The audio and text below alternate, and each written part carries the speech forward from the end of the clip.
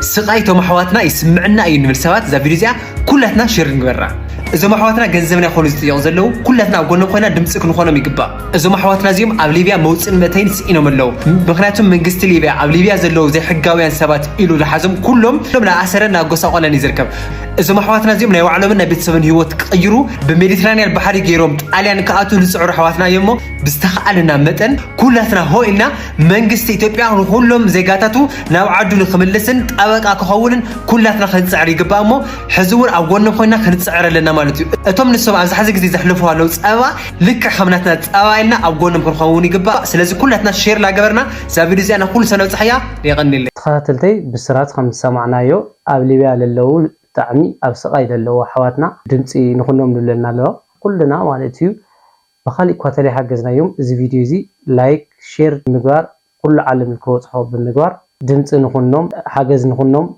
لاولخو بريزيدنت ጌታቸው ረዳ ኣብ ትግራይ ጦርነት ለከይካየድ ክሳብ ህይወት መስዋዕትነት ክኸፍል ይብለናል እማዩን አደጋ ለማስቆም ከመሞከር ወደ ኋላ አይደለም ያ መስዋዕትነት ማስከፈል ከሆነ I will do it several times ዝራህ ሆነ ተኻተልተይ ብዛዕባ ማህተም ምርካብ ድማ ለወሉ ነገር ነው እስክንዳምጾ እንግዲህ እስካሁን ማቀው የተደረገ ለውጥ የለም ያው ማህተም አላስረከብኩም ከሙ ድማ ብዛዕባ ምዕራብ ትግራይ ወንዶሎ ነገር ምዕራብ ትግራይ አለመመለስ የተፈናቃዮች አለመመለስ ሰላማት ኩራት ተኻተልተይ ዳሃዱ አንኛቱም ሓጽርትን ነዋህትን ቀይሕትን ጸለምትን ኩልኩም በሓራ ብዘይርፋ ላይ ዳሃዱ ያኻቱም ናይሎም አንተ ምድላውና ለሙን ሀምት ልሙድ ብዛዕባ ህሉ ኩነታት እዩ እዚ ቪዲዮ ድማ አገዳስ ስለኾነ ላው ኩሉ ልክበጽሕ ላይክ ብምግባር ጀመርኩም ላይክ ሰብስክራይብ ግብሩ ኩራት ተኻተልተይ ናይሎም ምድላውና ብዛዕባ አይተጌታቸው ረዳ ምስ ሪኦት ዝነበሩ ስፍሕ ለለ ጻንሒት ላዋኹም ከብልየ ድማ ተፈላለዩ ዛዕባታት ላዋኹም ከብልየ ካብ ሰማይ ዝመጸ መልእኽቲ እውን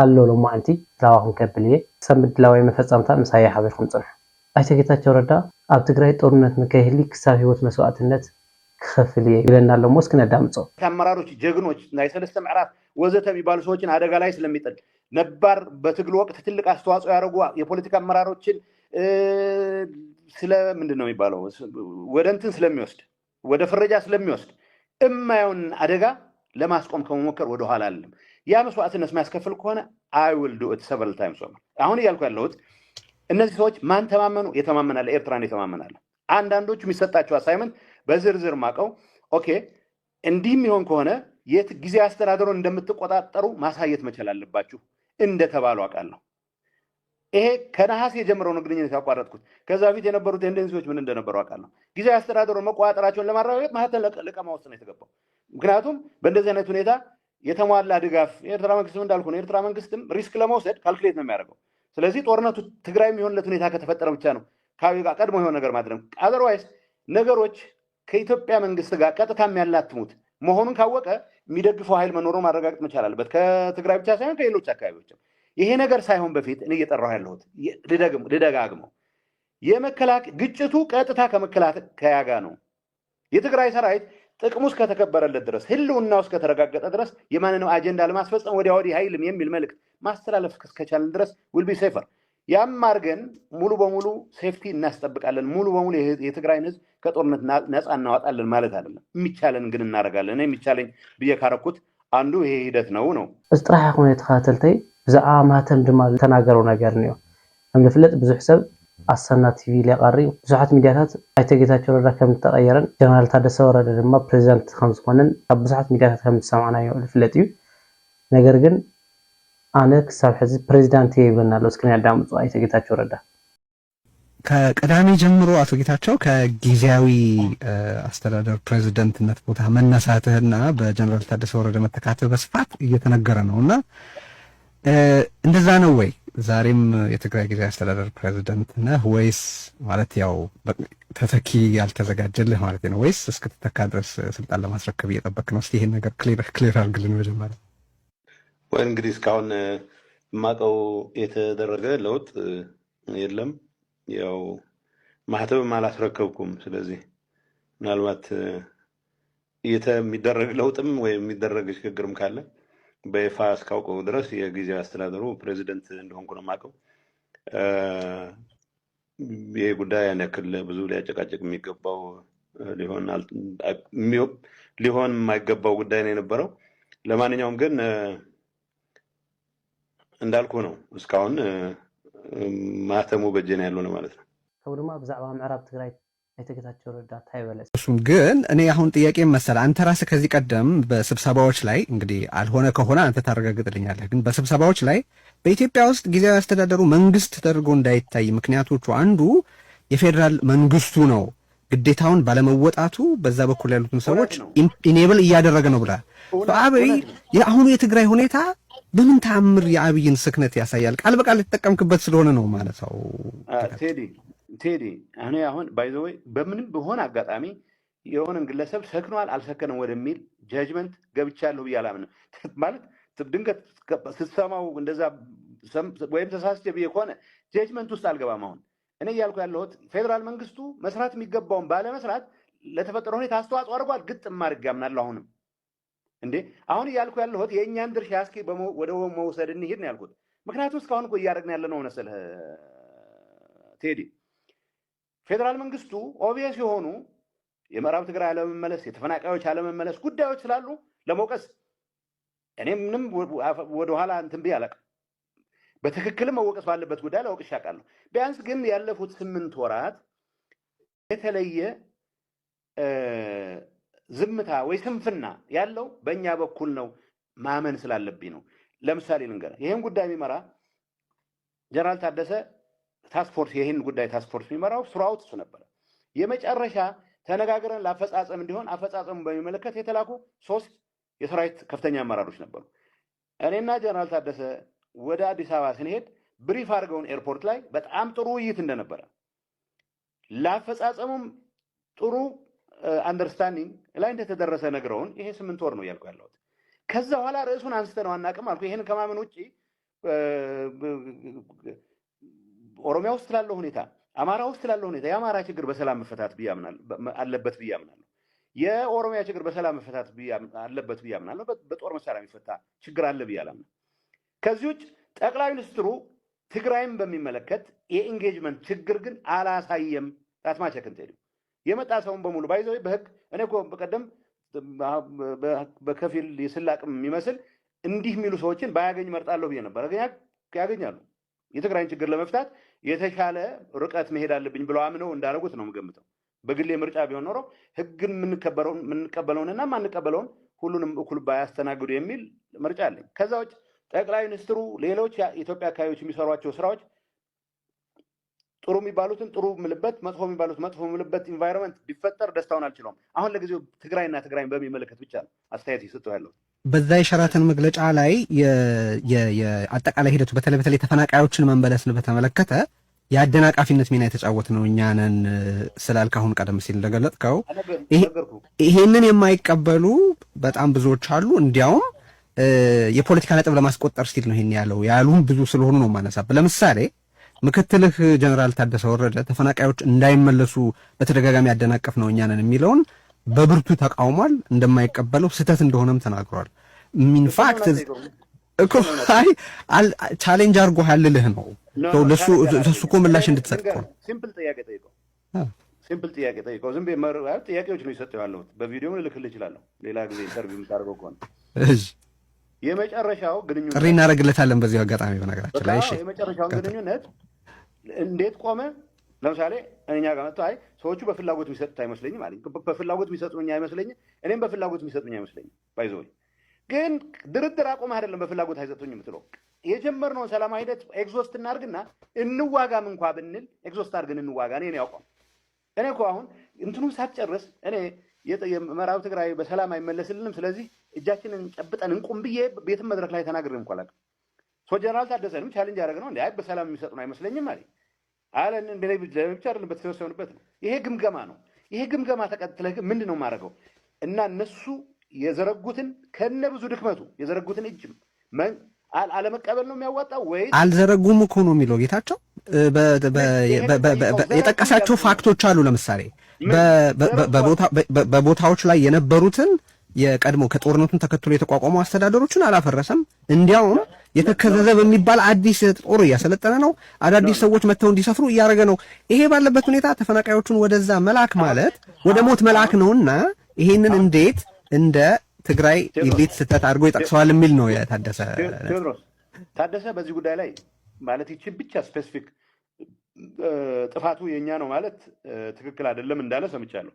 ሌላውን ዝርዝሩን ሳልሰማሁት የተከዜ ዘብ የሚባለው ምዕራብ ትግራይ ያለ ነው። ሌሎች አካባቢዎች ላይ ኢቭን ከዛ በኋላ አንድ ነገር ልንገርህ። ለምሳሌ ተስማምተን የመጣንበት ችግር ይኖራሉ አይኖርም፣ የኛ አቋም ምን ነበረ?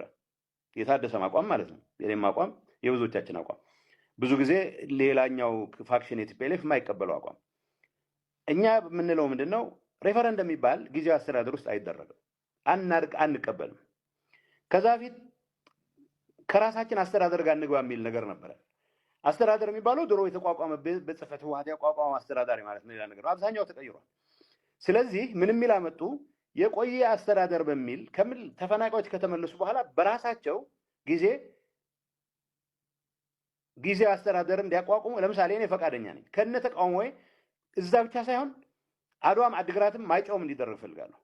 ሽሙ ተኸታተልቲ ፕሬዚዳንት ጌታቸው ረዳ ከም ዝለዳመፅኹምዎ እዩ ማህተም ከም ዘይረከመን ሰብ ሕዚ ድማ ፕሬዚዳንት ባዕሉ ምዃኑን ፕሬዚዳንት ብዛዕባ ምቕያር ድማ ዝተባሃለ ነገር ከም ዘየለን ነጊሩና እንዮ። ኣቱም ጌታቸው ያወሪዱ ኢልኩም ትሕገሱ ነበርኩም ሰባት ሲ ሓገስኩም ንያደ ተወዲኣ ስልጣን ይርዳእኹም ተባሂልኩም ኢኹም ታደሰ ኮይኑ ኢልኩም ትሕገሱ ነበርኩም ኣብይ ስልጣን ይርዳእኹም ኢልኩም ጌታቸው እዩ ዝመርሐኩም ህዝቢ እውን ኢልኩም እንዮና እንታይ ተሰሚዕኩም እስኪ ንገርና። ተኸታተልቲ እስኪ ላገቐፅል ላው ከፈኩም ኤርትራ ሚድያ ምህለላ ኩናት ይብለና ኣሎ። እስኪ ተዳምጡ። ምህለላ ኩናት እንታይ እዩ? ምህለላ ኩናት ኣብዚ ቅንያት እዚ ኩናት ዘይትርፍ እዩ ፀቕጢ ዘይተገይሩ ካርታ ምብራቕ ኣፍሪቃ ክቕይር ዝኽእል ዕናዊ ኩናት ኣብ ቀረባ ግዜ ክባራዕ ይኽእል እዩ። ማሕበረሰብ ዓለምን ሓያላን ሃገራትን ንምዕጋቱ ክጓዩ ኣለዎም ዝድርሳኑ ምህለላ ኩናት እዛን ደላይ ሰላም ህዝቢ ኣደንቂሩ ኣሎ። ኣብዚ ዝዓርግ ዘሎ ምህለላ ኩናት ከም ወትሩ ብውፁእ ሓሶታት ተሰኒሁ ስም ኤርትራ ክለዓል ይስማዕ እዩ። ሰራዊት ኤርትራ መሬት ትግራይ ሒዙሎ ኤርትራ ስምምዕ ፕሪቶርያ ስለ ዘይማእማኣ ንምፍሻሉ ኩናት ክትውልዕ ትኽእል እያ። ሓደ ወገን ህወሓት ምስ ኤርትራ ወጊኑ ኣሎ። ኤርትራ ንፋኖ ትሕግዞም ኣላ። ብድሕሪ ኤርትራ ግብፂ፣ ስዑድያ ወዘተ ኣለዋ። እቲ ሃለውለው መወዳእታ ይብሉን። ክፍለጥ ዘለዎ ሓቅታት ፀጋታት መሬት ባሕርን ደሴታትን ኣብዚሑ ዝዓደሎ ህዝቢ ኤርትራ ዘይናቱ ብሂጉን ጠሚቱን ኣይፈልጥን። ኣብ ታሪኹ ተወሪሩ እምበር ወሪሩ ዝብል ፅያፍ ዛንታ ኣይርከቦን። ብቓላት ፕሬዚደንት ኢሳያስ ኣፈወርቂ ዘይናትና ኣይንደልን ናትና ኣይንህብን ፍሉጥ መትከሉ እዩ። ክንዲ ዝኾነ ኤርትራ ካብቲ ብብይን ኮምሽን ዶብ ዝተሓንፀፀን ዝተመልከተን ኣብ ካርታ ዓለም ዝሰፈረን ኣህጉራዊ ዶብ ወፃኢ ዝሓዘቶ ናይ ዝኾነ ይኹን ወገን ስድሪ መሬት የለን። ኤርትራ ኣብ ውሽጣዊ ጉዳይ ሃገራት ዞባና ኢትዮጵያ፣ ሱዳን፣ ሶማሊ ይኹን ካልእ ጣልቃ ኣትያ ንሓደ ወገን ደጊፋ ነቲ ካልእ ክተጥቅዕ ረብሓ ኮነ ድልየትን ሽውሃትን የብላን። ከም ውዕል ፕሪቶርያ ዝኣመሰለ ስምምዓት ድማ ንሰብ ጉዳይ ዝምልከት እምበር ብቐጥታ ንኤርትራ ዝምልከት ኣይኮነን። ሱዳናዊ ጀነራል ኣብ ሓደ ኣጋጣሚ ኤርትራ ደጋፊት ሓደ ወገን ወይ ካልእ ኣይኮነትን፣ ኤርትራ ኩሉ ሳዕ ደጋፊት ሓቂ ኢሉ ነይሩ። ብርግፅ ድማ ባህግን ተገዳስነትን ፃዕርን ኤርትራ ናብ ሰላምን ርግኣትን ህዝብታት ዞባና ዝቐንዐ ጥራይ እዩ። ብኣመለኻኽታ ኤርትራ ኣብ ዝኾነ ክፋል ዞባና ዘሰክፍ ኩነታት ምዝህሉ ናይ መላእ ዞባና ስክፍታ እዩ። ክንዲ ዝኾነ ካብ ግዳማዊ ምትእታው ተሓይብካ ንዘቤታውያን ተዋሳእቲ ቀዳምነት ብምሃብ ብምትሕግጋዝ ዞባውያን ሓይልታት ፍታሕ ክርከበሉ ኣለዎ ዝብል ንጹር መርገጽ ኣለዋ። ካብዚ መትከላዊ እምነት እዚ ብምብጋስ መንግስቲ ኤርትራ ሰላምን ፀጥታን ዞባና ከውሕስ ዝኽእል ርእይቱን መትከላቱን ኣነፂሩና ገለጸ። ኣብ መንጎ ህዝብታት ዞባ ሕውነት ማዕርነትን ምትሕባርን ዘማዕብል ሓበራዊ ቁጠባዊ ምዕባለን ሽርክነትን ዘደንፍዕ ባይታ ንምፍጣር ብሃናፂ ጽምዶን ብግብርን ውፉይ ፃዕሪ ከካይድ ምጽንሑ ኩሉ ዝፈልጦ እዩ። ምስ ኩለን ሃገራት ዞባና ዘካይዶ ዲፕሎማስያዊ ጽምዶ ድማ ብዘይካ ርግኣት ናይ ዞባ ካልእ ዛዕባ የብሉን። ፀላም ንፀላም ክቕንጥጦ ይክእልኒ እዩ። ብርሃን ጥራዩ ንፀላም ክቕንጥጥ ሓይሊ ዘለዎ። ምህለላ ኩናትን ምስዋር ጽልእን ድማ ሰላምን ርግኣትን ከምፅእ ኣይክእልኒ እዩ። ስለዚ ፍርሕን ምጥርጣርን ጽልእን ግጭትን ኣብ ክንዲ ምስዋር ለይትን መዓልትን ንኩናት ኣብ ክንዲ ምምህላል ንሰላምን ምትሕባርን ምውፋይን ምትባዕን ይሓትት። ከምቲ ኣሪስቶትል ዝበሎ ውግእ ካብ ምስዓር ንላዕሊ ሰላም ምህናጽ እትዝበለጸ ዓመት ሰራዊት ኤርትራ ኣብ መሬት ትግራይ ሃምንዮ ዓለም በዓሎም ዝፈልጦ ጉዳይ እዩ ነገር ግን ሃለውለው ይልዎ ነው እዚ ሚዲያና እዚ ሃለውለው ምባላ ይኾነት ሓቂ እዩ ነገር ግን አምናትና ቻናል ትምኒት ግን ሰራዊት ኤርትራ ለ ከመሬት ትግራይ በሰላም ለቀቆም ተመዛበልቲ ላቦቶም ተመሊሶም ለቲኡ ህዝቢ በሰላም ልክነብር ጦርነት ከይተካየደ ሰብ ከይተጎደ ክልቲኦም መንግስታት ተስማዕሚዖም ተደራዲሮም ተልውድእዎ ናይትና ትምኒት እዩ ሽሞታተልተይ ሓንቲ ሓብትና ብዛዕባ ስድራ ስዋት ከንቲባ ከተማ መቐለ ለሃወቱ መብርህ ያለው እስክነዳምጾ ንሕና ብዚ ወለዶ ዚና ተወሊድና ብዚ ወለዶ ለኢና ዓላማና እዩ ስለዚ ሕወሓትም بدم حزب تجري سلست مسرتت بعتمتي حزب تجارو جوجانو سلست مسرتت يا بيخم خالقت بارتيا صدقي سلازلوا مالت يقوني استلم حق سلازلوا مسمرا سلل تصنعت ن5 عامت زليقه طنيحه حجم جنا خنزلقينا مس حزب تجرينا مس حزبنا سلازي تايخ بالله التطقمنتنا من اسيكن يعريهم على سدرا سوات كوقل حلولهم سبيل لهم كسب حجي ندحريت تمليسنا خنرئي تدليناكو هب علي تحيزو حويزت سواء ولدي قنا كراي جزا تنقلعت بجنرالي اي خزارب اكزامبل غير سلل اللقيه زحبرهم سبكو يلن حجدم افافونتنا ويلمسلمو دكتور رداي يعريكم ما صنعوا هم كنتيبانا اي اللي زاربك كالكو انتم مرحنتنا حجم دقاقي ما خزاربكم حلخلخاوي نجر امارا رحنيو نتريدو هو ولا كساب لحلف تتوقع إذن برسبكو حجكو نامانا نخمتكو يقبرالو نمنتاي يترايدو مجمريا تتوقع اللي تنحس حجن مرحنة كفتتني أنا بدا خقواي أبي ينيرو زيد سقماتنا هاللي ذي ينيرو تتوقع إذن برا تحت وريدكم مسخة تري ولكم هلا أين قرن دقنا مرحنة قنوم توسب حجم نبالع عيتونا جيقنا سلة قنا قنا أمسمر سلة سنعقن أمسمر النيو نبالع عيتوهابين فيدرال قاعت وناكو نامن مرحنة ديو نتسأل أي حد يقول لخد حزب تقرأ استقبل حيد يستير أيه مجمرة إذا حزبنا ما يرأيه حجم بسنا سرعة غيركم أتم مرحتنا بأقوالكم غيركم أتميعكم نفس مرحنة لأتي لا ورا تورت تهليني رب روا تروي أتعرفكم تكتي اسمه لني جن أم حكت قد زحاوي قدمي تقولي زوجي أبقى أنا تزلو أبيات تزلو ليش ما شومنا توهابه متكلاوي متكلونا هاللوا أم متكل خمزة إلا ناتزاربه نخسقكنو من أسينا نخسقكنو حزبنا نخسقكنو بزح حتقطق لبلا السبات النيو يتريدنا أنا خم بكلي مالتي سلازي أرتدك أمنت من أسي دقاقي ما يخزارب حجزوا لمن أسينا حجزنا فقدوا درار عساي كل خنزل لمن أسينا طفيكم كوي هوني بحقاو من تايزم دللت البوليس لو من تاي تحزبوا اكاونت كنا عنا دقاقي ما كل جزء مدرخاني زربايه اكاونت كنا ايثيوبيا بانك كوي زلو نزم تحزخ ابيكم وا تاي نسرح لنا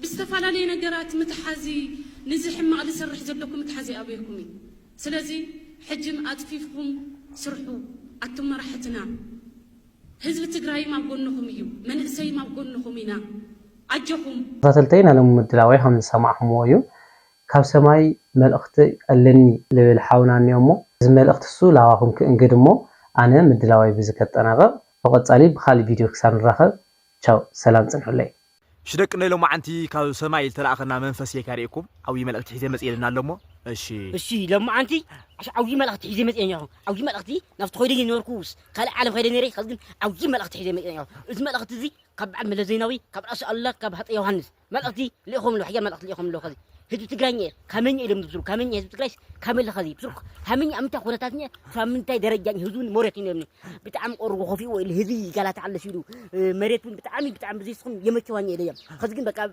دي أتعمل أخذ قد إفكار سمو دي أصحنا يلمني تفانا قال لي ملأت تجري يقسن بزر يقسن شا حضرنا شرف كتلو يقسن يلمني خذي لما أخذ دي أصحنا ترى الله دحرسهم كلمتنا خنا معانا كنملسنا تطنق كل ما تأشمد لهم أم عراري وايلم بيخمني كذي خيري أنا لا يا خذي خيري نقوم لا ناتي أنس هو نفتح معه كم باي كم مكا وايه بقى عوي ملأختي أم حلالتنا لا كل شهر نقول لهم لا كلهم عوي ملأختك هذي أنس بقى